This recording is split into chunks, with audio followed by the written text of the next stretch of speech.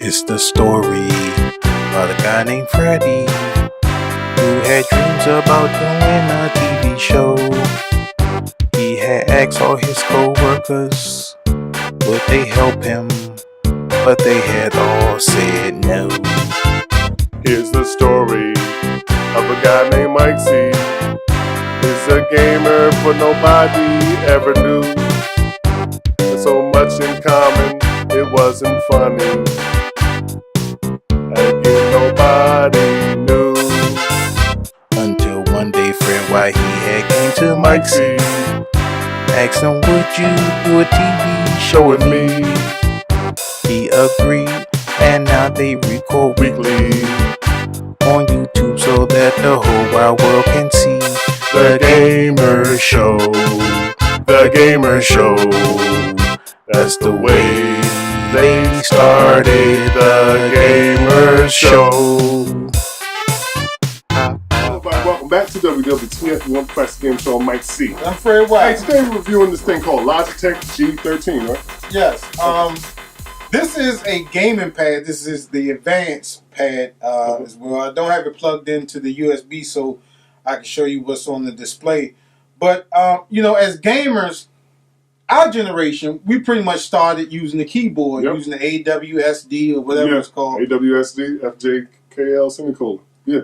Not until like ColecoVision. I think ColecoVision was really the first one to bring out the joypad with the different numbers and different buttons and stuff like that. Yeah, but I think Nintendo is probably the father of all that. Yep. But this gamepad, though, you know, I got out of using keyboards for gaming because I got so used to using controllers. Now that I like to play PC games, especially H1Z1, and I do have the Steam controller, but I do get what people are saying about playing games with keyboards and mouse. Now, like for first-person shooter games, I'm not really that good at first-person shooter games because I have a problem with accuracy using the thumbstick. You know what I'm saying? With the mouse, you have better accuracy.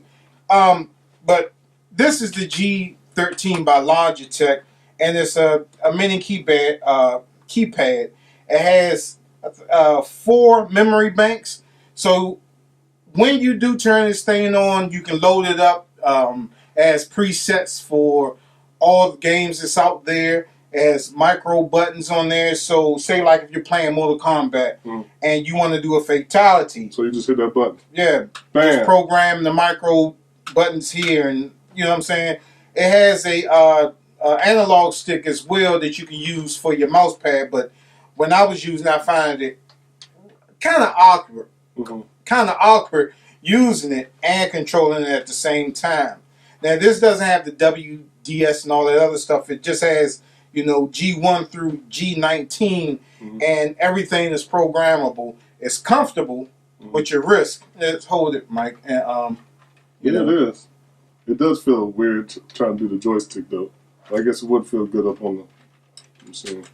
But yeah, you got to be a little bit ambidextrous with this stuff, so to get this stuff, I feel like kind of weird with this right here. But I guess those people that would be used to keyboards and everything and mouse pads, this would be right up their alley for them. Yeah, backlit, thousands different of color schemes on this thing, awesome.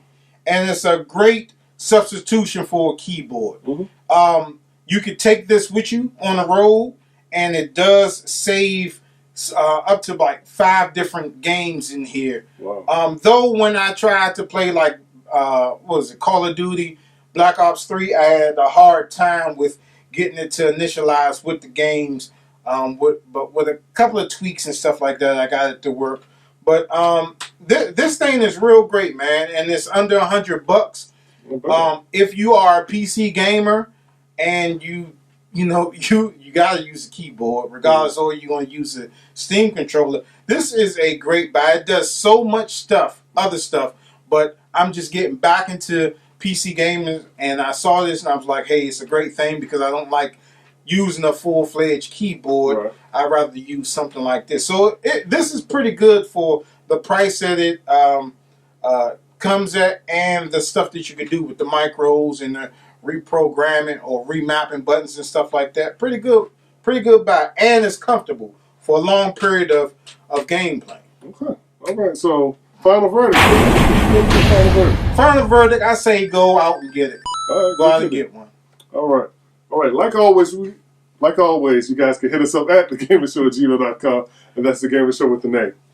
And please remember to like, subscribe, and follow all our social media networks, join our SteamOS community, and our website community where you can get some free stuff. And we'll see you next time on WWTF. We want the facts. The Gamer Show. See you guys next time. Keep on watching.